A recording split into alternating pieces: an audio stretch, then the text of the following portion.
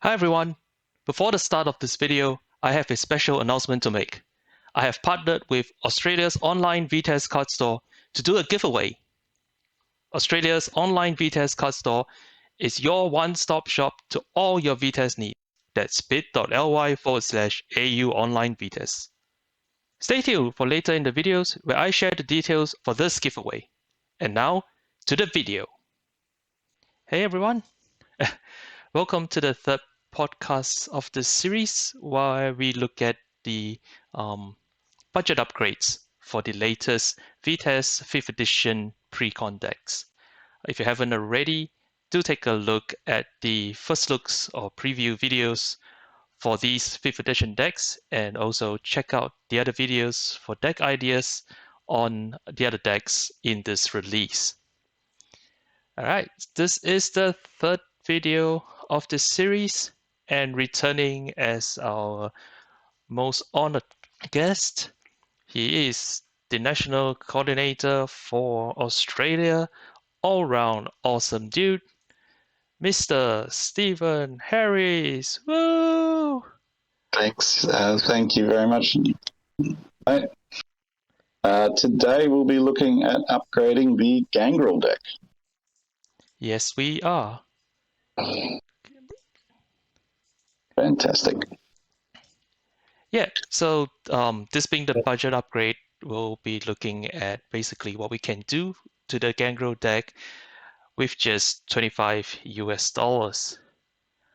Before we start doing the upgrade, as always, let's just have a quick look at the existing deck.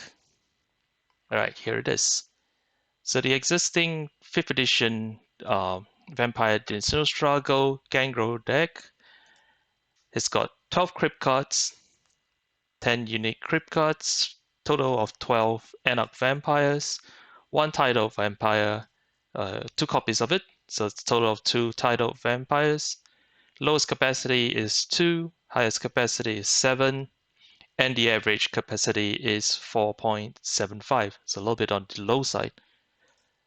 And on the library side of things, we have 77 cards, 12 master cards, 13 action cards, 1 ally, 4 retainers, 4 action modifiers, 2 combos, 16 combat cards, and 25 reactions. So before we get into the actual upgrade, what are your thoughts, Steve, on the existing Precon?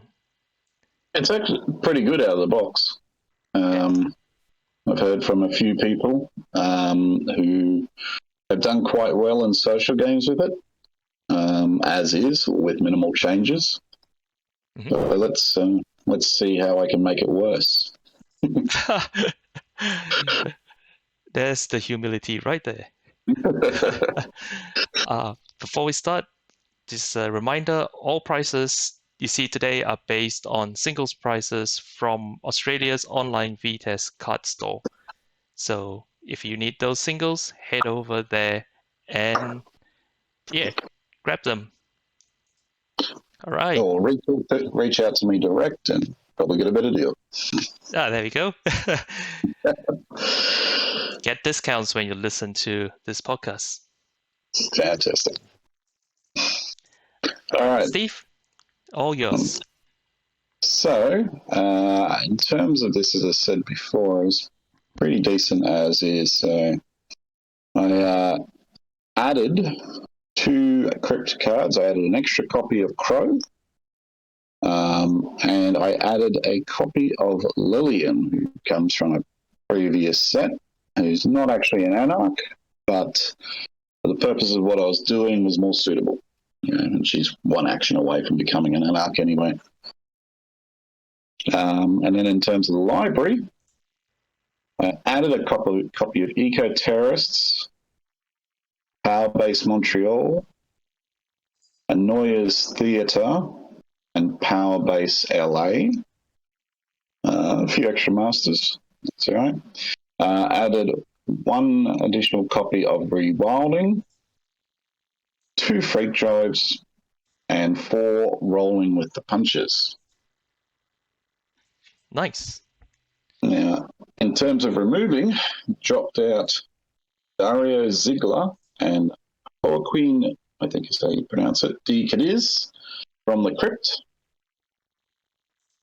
And from the library, 1 Haven Uncovered, 1 Zoo Hunting Ground, 2 Murder of Crows, and 4 Hidden Strength.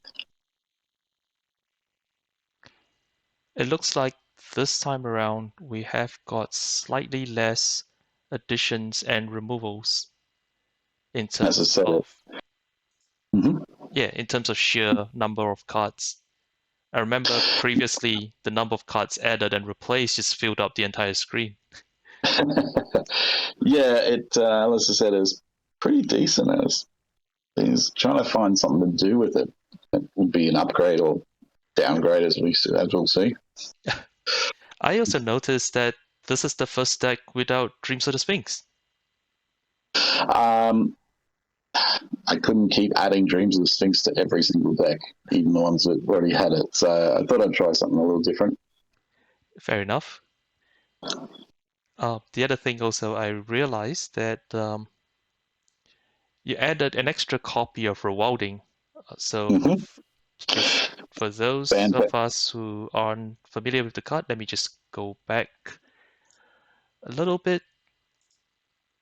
And let's have a look at what that card is. All right, so Rewilding is an action card that requires Gangrel, and the text is directed, burn the location, and burn tuple from its from its controller. I can read, I swear. Yeah, and it's I just love it ever since it's come out. Yeah, it's also a little bit of a minor combo, I would say, with Power-Based Montreal and Direct. Yeah, as we were talking about before, I mean, if someone already has Montreal or the rack out, especially your prey, why not burn it? Make them burn 2 pool rather than the next master phase play your copy and contest where you're both spending pool. Yeah, sounds like a great plan.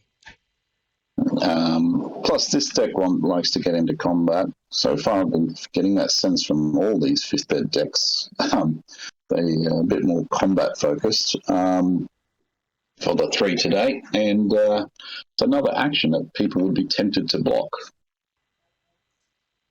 Yeah, for sure. That tuple is, well, it's not something to laugh at, right?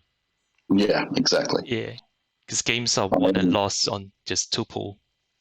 I have literally in the last 12 months played a game where I pulled out a small cap Tremere, played Arcane Library, used it once, and then my Predator before my next turn uses Chandler Hungerford to rewilding that location, stealth past me, and so instead of being up from a wonderful little location from Arcane over time, down 3 pool.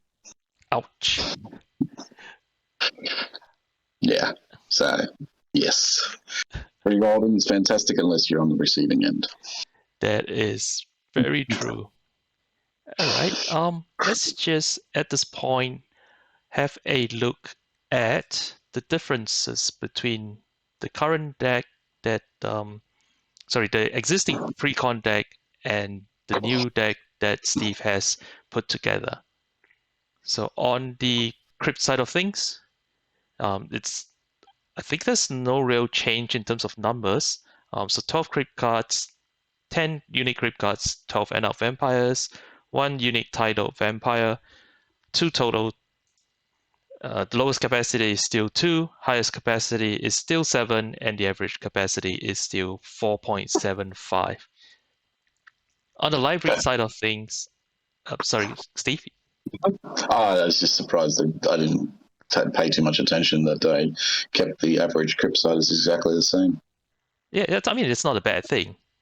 The Gangrel deck, I think, works pretty well as it is, even with a slightly lower than average Crypt size. It's not too bad. Yeah.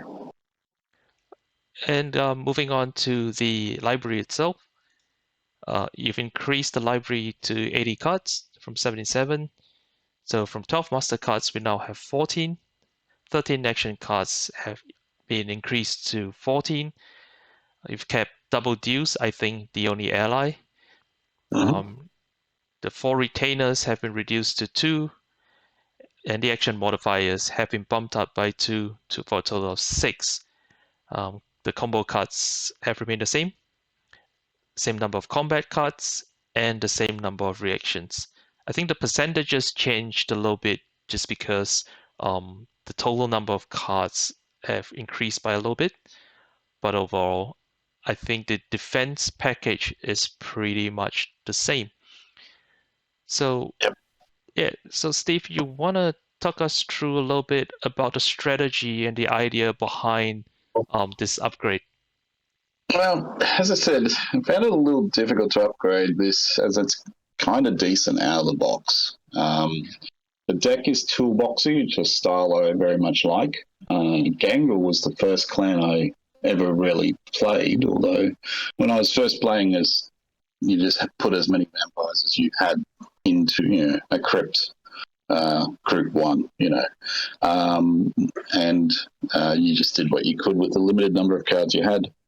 But Gangrel, yeah, I think Protein's fantastic discipline, and this being a bit toolboxy, so the initial deck seemed to be focused more on block than anything, and I kind of wanted to keep it there. I dropped the actions slightly by dropping Haven Uncovered, I guess. And in a sense, with the freak drives, they're kind of like a wake in advance. You do an action, you can leave yourself untapped, or you just do multiple actions. Yeah, And Power Base LA to help untap as well. yeah, definitely. Mm-hmm. I mean, freak drives in here kind of pulling double duty, right? So if you've got additional actions that you kind of want to take, it gives you that one little bit of action boost. Otherwise, Mm-hmm. it really, with some decks, you sometimes want to keep your freak drives in your hands, just waiting for the additional action.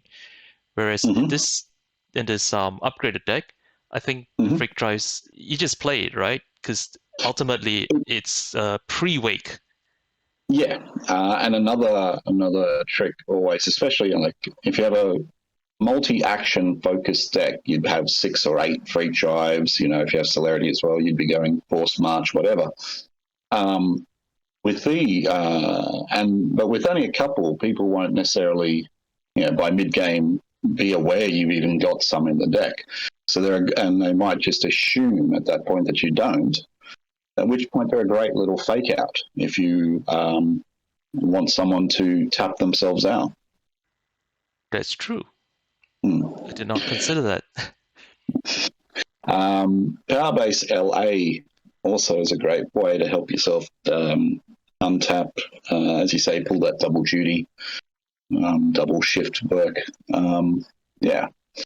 So moving on, generally you really want to get the cheapest vamp out first if possible.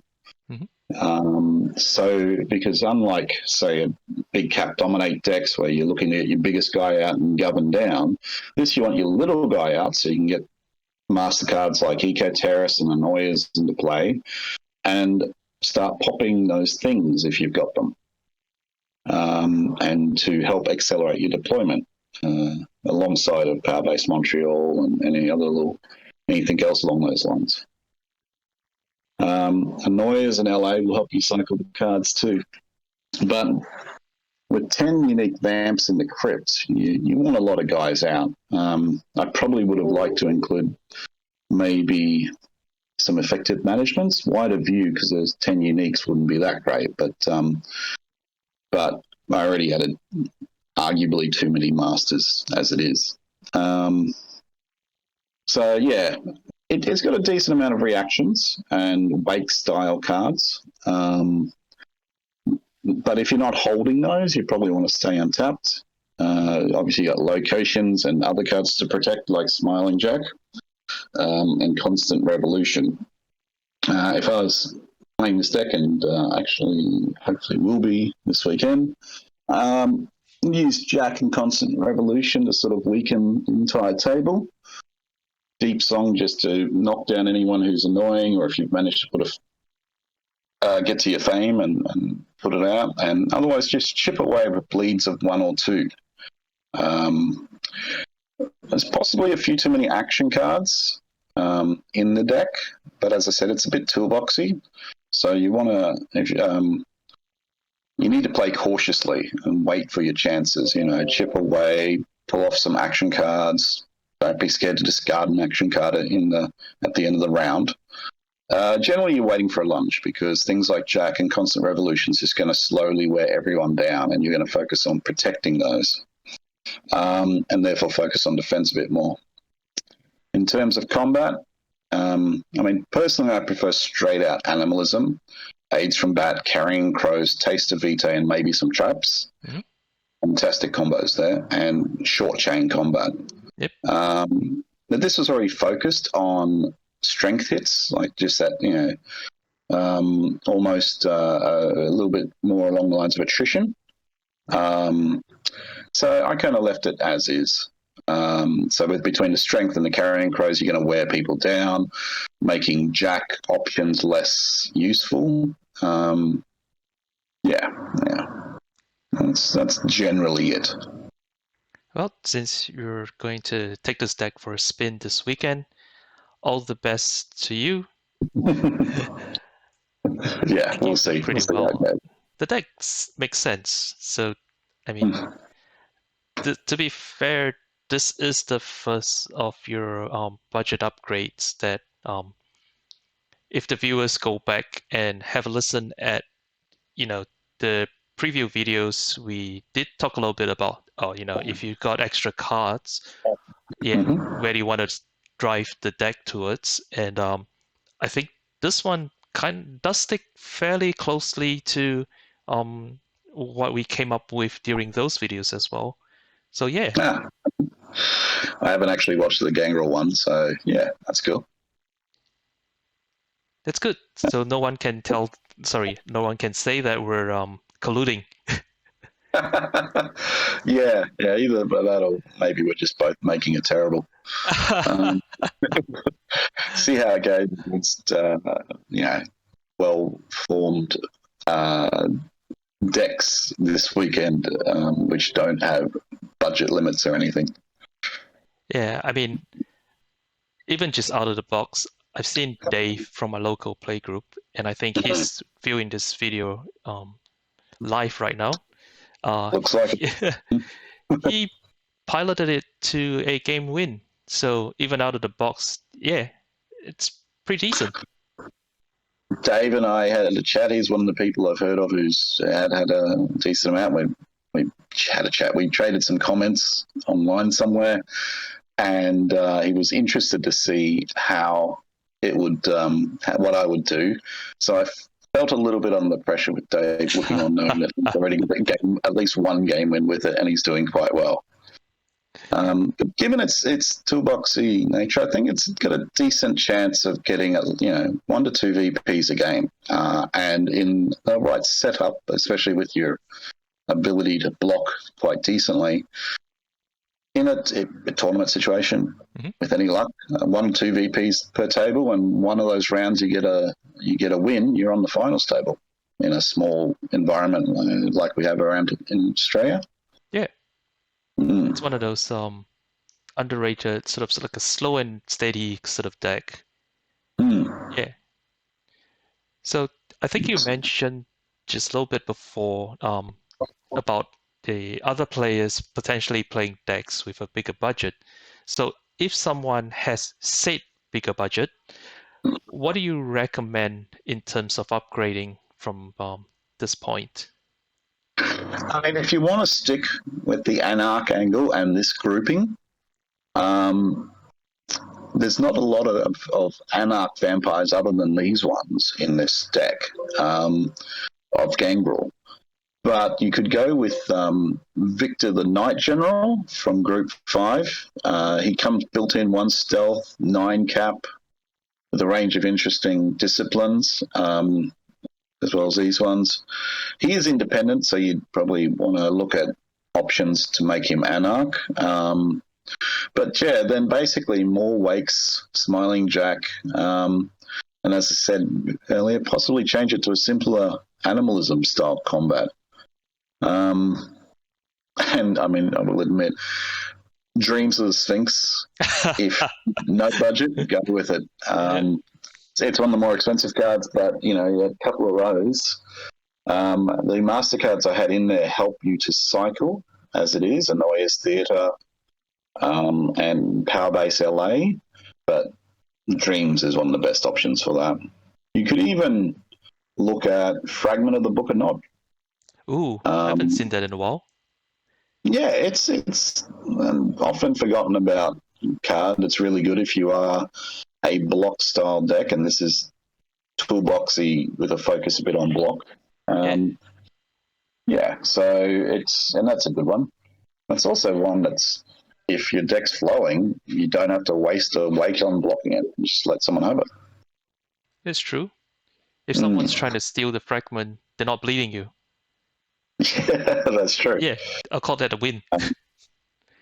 When I've played decks, solid wall decks, block decks with lots of de-actionable locations in play, I sometimes find decision paralysis slows down some of the other players. They're not sure what to go after. And especially when you're just sitting there untapped and they assume that you've got, because a third of your deck is Wakes. It leads to an interesting game. Before I forget, I think during the last video we had a discussion of whether Thaumaturgy was changed to Blood Sorcery, or rather renamed to Blood Sorcery.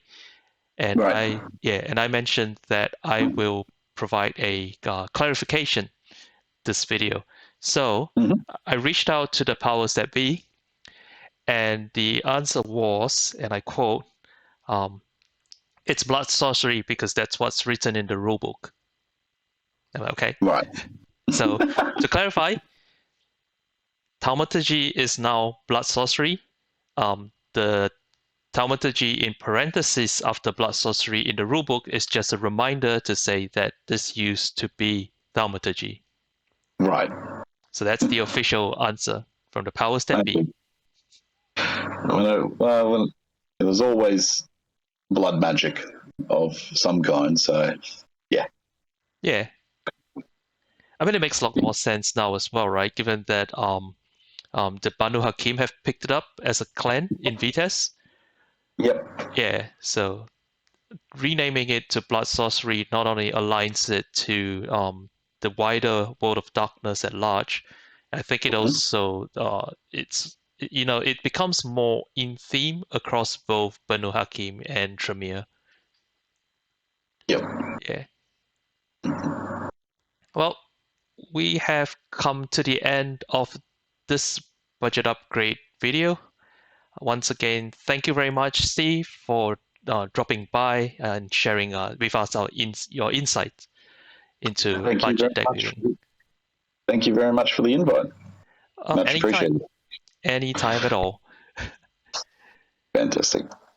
So, viewers at home, we hope you found this helpful. And if you think we've missed anything or anything else you'd like to see, let us know in the comments. And remember to like this video and subscribe to the channel. And until next time, see ya. See ya. Thank you for staying to this point of the video. To enter the giveaway, all you have to do is to like this video, subscribe to my channel, and do one of the following. Post a link to this video on Twitter with the hashtag SwakuOZV5. Create a story on Instagram with a link to this video and the hashtag SwakuOZV5. Or comment on the post for this video and tag a friend. You can even do all three for triple the chances. This contest is available for 1 week from the point when this video is uploaded to YouTube. Good luck!